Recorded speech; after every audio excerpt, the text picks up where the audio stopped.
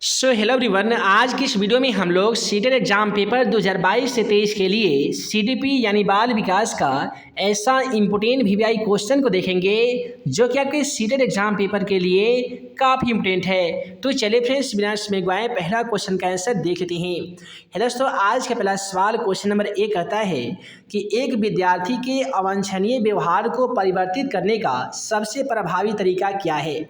देखिए, कोई ऐसा स्टूडेंट है जिसके व्यवहार अच्छे नहीं है, उसके अच्छे व्यवहार में परिवर्तन करने के लिए क्या प्रभावी तरीका हो सकता है। तो पहला ऑप्शन है दंड थोपना, ये बिल्कुल निगेटिव है, आपका गलत हो जाएगा। नज़रअंदाज करना, ये भी आपका निगेटिव पॉइंट है। अभिभावकों को संभालने के लिए कहना, जब आप अभिभावक को कहेंगे तो आप किस लिए हैं, तो ये भी आपका निगेटिव हो जाएगा। ऑप्शन 4 में दिया गया है कि कारण ज्ञात करना और उसके उपाय उपलब्ध कराने का प्रयास करना। सबसे पहले हम क्या करेंगे कि स्टूडेंट के कारणों को जानेंगे और हो सके, जहाँ तक हो सके, उसका उपाय ढूंढने की कोशिश करेंगे कि उसके उपलब्धियों को कैसे उसको पा सकते हैं। चलिए अगला सवाल क्वेश्चन नंबर 2 को देख लेते हैं।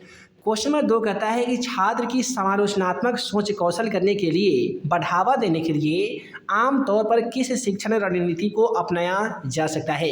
देखिए, अगर मान लेते हैं कि छात्र में समालोचनात्मक सोच को यदि विकसित करना है तो पक्ष या विपक्ष पर बहस करने के लिए छात्रों के सामने कथन प्रस्तुत करेंगे, जैसे कि लाल बहादुर शास्त्री हमारे लिए एक महान प्रधानमंत्री थे। तो यहाँ पे हो सके तो ज़्यादातर आपको जो भी चर्चा करने वाला ऑप्शन मिलेगा, जहाँ पे एक शिक्षक अपने स्टूडेंट के साथ चर्चा करते हुए प्रस्तुत कर रहा है, तो वो आपका पॉजिटिव पॉइंट होता है और वही आपका क्वेश्चन का राइट आंसर हो जाता है। तो यहाँ पे क्वेश्चन का राइट आंसर ऑप्शन डी के साथ चला जाएगा। ठीक है जी। चलिए अगला सवाल क्वेश्चन नंबर 3 को हम लोग देख लेते हैं। क्वेश्चन नंबर 3 क्या कहता है कि विभिन्न शैक्षिक तकनीकें क्या हैं जो एक शिक्षक अधिगम अक्षमता वाले छात्रों को नियोजित कर सकते हैं। तो देखिए, सबसे पहला होगा सहयोगी शिक्षण, दूसरा होगा सहकर्मी शिक्षण, उसके बाद में होगा प्रत्यक्ष निर्देश। तो क्वेश्चन का राइट आंसर ऑप्शन 2 के साथ चला जाएगा।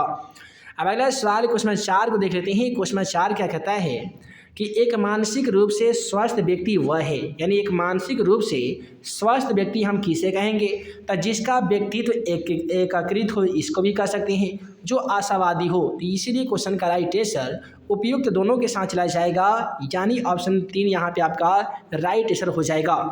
अब चलिए अगला सवाल क्वेश्चन 5 को देख लेते हैं। क्वेश्चन 5 कहता है कि निम्नलिखित में से कौन सा प्रावधान शिक्षार्थियों के बीच में व्यक्तिगत अंतर को पूरा करने के लिए उपयुक्त नहीं है। ध्यान रहे, निगेटिव पॉइंट वाला जो भी क्वेश्चन आपसे अगर पूछा जाए तो ध्यानपूर्वक उसको ऑप्शनों को देकर आपको आंसर चयन करना होगा। पहला ऑप्शन में दिया गया उसे विशेष पहचान देना, ये आपका निगेटिव हो जाएगा, तो यही आपका आंसर भी होगा, है ना जी। उसके बाद में देता है कि व्यक्तिकरण को आवश्यक बनाना, तो ये आपका पॉजिटिव है। पर्याप्त सुविधाएं और सामग्रियां प्रदान करना चाहिए, ये भी आपका पॉजिटिव है। उसकी क्षमताओं का आकलन किया जाना चाहिए, ये भी आपका पॉजिटिव है। क्वेश्चन में हमसे निगेटिव पूछा गया है, तो निगेटिव का भाई निगेटिव क्वेश्चन का राइट आंसर ऑप्शन ए हो जाएगा। अब अगला सवाल क्वेश्चन 6 को देख लेते हैं। क्वेश्चन 6 क्या कहता है कि किशोरों की भावना हर कोई मेरी तरफ देख रहा है, इसे एक प्रकार कहा जा सकता है। अगर कोई छोटा बच्चा है वो कह रहा है कि हर कोई मेरे तरफ ही देख रहा है, तो ये उसका कैसा कौशल विकसित हो रहा है। तो पहला ऑप्शन व्यक्तिगत व्यवहार, ये बिल्कुल गलत हो जाएगा। लेकिन काल्पनिक दर्शक माने देखना, काल्पनिक यानी कोई भी चीज़ का कल्पना करना, तो यही आपका क्वेश्चन का राइट आंसर हो जाएगा। अब अगला सवाल क्वेश्चन नंबर 7 को देख लेते हैं। दोस्तों क्वेश्चन 7 क्या कहता है कि उपलब्धि परीक्षणों का उद्देश्य निम्नलिखित में से क्या जानना नहीं होता है। यहाँ पे भी आपसे क्वेश्चन में निगेटिव पूछा गया है। सबसे पहले छात्रों ने क्या सीखा, तो ये आपको जानना चाहिए, ये भी आपका पॉजिटिव पॉइंट होता है। फिर है उन क्षेत्रों को जाना जहाँ पे शिक्षार्थी कमज़ोर हैं, ये भी जानना चाहिए, क्योंकि हम शिक्षार्थियों को कमजोरी जानेंगे तभी तो उसकी कमजोरी को दूर कर पाएंगे। उसके बाद में ऑप्शन 3 में कहता है विद्यार्थियों को तेज, कमजोर और औसत के रूप में ग्रेड देना, जहाँ पे आपको पुरस्कार, दंड और ग्रेड देने वाली बात की जाएगी तो वहीं आपका निगेटिव हो जाता है। शैक्षिक लक्ष्यों की पूर्ति का पता लगाना, यह भी आपका पॉजिटिव है। तो हमसे क्वेश्चन में पूछा गया था निगेटिव, तो निगेटिव का भाई निगेटिव क्वेश्चन का राइट आंसर ऑप्शन 3 के साथ चला जाएगा। अब अगला सवाल क्वेश्चन 8 को देख लेते हैं। क्वेश्चन 8 क्या कहता है कि निम्नलिखित में से कौन सा कथन समवेग की प्रकृति के बारे में सही है। देखिए, समवेग की प्रकृति के बारे में आप सभी को पॉजिटिव ऑप्शनों का चयन करना है। तो पहला ऑप्शन में देता है कि समवेग अभिव्यक्तियों को अधिगम द्वारा संशोधित किया जा सकता है। जो भी समवेग अभिव्यक्ति वाले जो लोग होते हैं उसको अधिगम करते हैं, यानी सिखाकर उसे संशोधित कर सकते हैं, तो ये आपका पॉजिटिव है। समवेग जीव की अस्थायी स्थिति है, ये आपका गलत हो जाएगा। समवेग की आंतरिक उत्तेजना संदीप प्राप्त होती है, ये भी गलत हो जाएगा। कुछ समवेग की भाव अभिगम देखिए अलग अलग नहीं होती है, ये भी आपका गलत हो जाएगा। तो क्वेश्चन का राइट आंसर यहाँ पे ऑप्शन ए के साथ चला जाएगा। अब चलिए अगला सवाल क्वेश्चन नंबर 9 को देख लेते हैं। क्वेश्चन 9 कहता है कि एनसीए यानी नई जो एजुकेशन पॉलिसी है 2005 में कला शिक्षा को विद्यालय में जोड़ने का उद्देश्य क्या है। तो सबसे पहला कि सांस्कृतिक विरासत की प्रशंसा करना, उसके बाद में है ये आपका नहीं होगा, ये हो भी सकता है। चलिए आगे ऑप्शन को देखते हैं। छात्रों के व्यक्तित्व और मानसिक स्वास्थ्य को विकसित करना।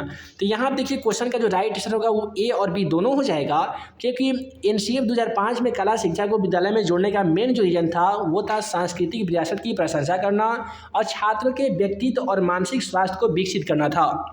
अब अगला सवाल क्वेश्चन नंबर 10 को देख लेते हैं। क्वेश्चन नंबर 10 क्या कहता है कि प्रारंभ में एक बच्चा अपनी पूरी हथेली का प्रयोग करके वस्तु को पकड़ लेता है। धीरे धीरे जैसे उसकी संवृद्धि और विकास होता है, शिशु अंगुली और अंगूठे का इस्तेमाल करने लगता है। इस प्रकार का प्रोग्रेशन क्या कहलाएगा। देखिए, कोई एक बच्चा है, सबसे पहले अपनी पूरी हथेली से किसी वस्तु को पकड़ लेता है। अब धीरे धीरे उसकी जैसे ही संवृद्धि और विकास होता है, शिशु अपना उंगली और अंगूठे का इस्तेमाल करना सीख जाता है। इस प्रकार से प्रोग्रेशन को हम लोग प्रोसीमोडेक्टिकल प्रोग्रेशन कहते हैं। तो क्वेश्चन का राइट आंसर यहाँ पे ऑप्शन 2 के साथ चला जाएगा। अब अगला सवाल क्वेश्चन नंबर 11 को देख लेते हैं। कहता है कि जब रमन ने उस एक बगीचे के पौधों की कुल संख्या पूछी गई जहाँ पे 8 स्तंभों में 6 व्यक्तियाँ हैं, तो वह सहज उत्तर 48 देता है। जाहिर सी बात है 8 से 48 देगा। तो राहुल संख्या के कौन सा विकासात्मक चरण में है। तो यहाँ पे कोई भी क्वेश्चन उसे पूछा गया और सही सही जवाब दे दिया तो ये आपका फैक्टरिंग चरण हो जाएगा। क्वेश्चन का राइट आंसर ऑप्शन 4 के साथ चला जाएगा। अब अगला सवाल क्वेश्चन नंबर 12 को हम लोग देख लेते हैं। क्वेश्चन नंबर 12 क्या कहता है कि कक्षा 2 में अबेकस का उपयोग छात्रों को डॉट डॉट मदद करने के लिए किया जाता है। देखिए, इस प्रकार से आप अगर एनसीईआरटी का मैथ को पढ़ेंगे तो उसमें इस प्रकार से किसी भी चीज़ को काउंटिंग यानी गणना करने के लिए अबेकस का यूज होता है। तो अबेकस का उपयोग छात्रों को डॉट मदद में नहीं करता है। तो चलिए हम लोग ऑप्शन के मुताबिक देख लेते हैं। सबसे पहले है कि त्रुटियां बिना संख्या के पढ़ने में, देखिए आपका गलत हो जाएगा, नहीं करता है। शब्दों में दिए गए अंकों को बराबर अंक लिखिए, यहाँ पे आपका चलिए अगला ऑप्शन भी देख लेते हैं। गिनती को पूर्णता प्राप्त करने में तो गिनती में तो अबेकस का यूज होता है, स्थानीय मान ज्ञात करने में भी होता है, त्रुटियों को बिना संख्या पढ़ने में भी होता है। लेकिन निगेटिव में पूछा गया है तो निगेटिव का भाई नेगेटिव क्वेश्चन का राइट आंसर यहाँ पे ऑप्शन 2 के साथ चला जाएगा।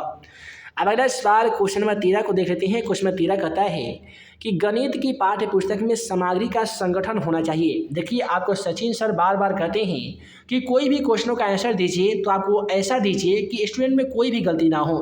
तमाम के तमाम ऑप्शन स्टूडेंट के हित में सोच कर ही आपको ऑप्शनों का चयन करना होगा। ऐसे यदि आप करते हैं तो अच्छा मार्क्स आप ला सकते हैं। तो यहाँ पे कहता है गणित की पाठ्य पुस्तक में सामग्री का संगठन कैसा होना चाहिए। तो छात्रों के अनुसार होना चाहिए, छात्र जिस प्रकार के चाहता है उसी प्रकार से करना चाहिए। तो क्वेश्चन का राइट आंसर यहाँ पे ऑप्शन 3 के साथ चला जाएगा। अब चलिए अगला सवाल क्वेश्चन नंबर 14 को देख लेते हैं।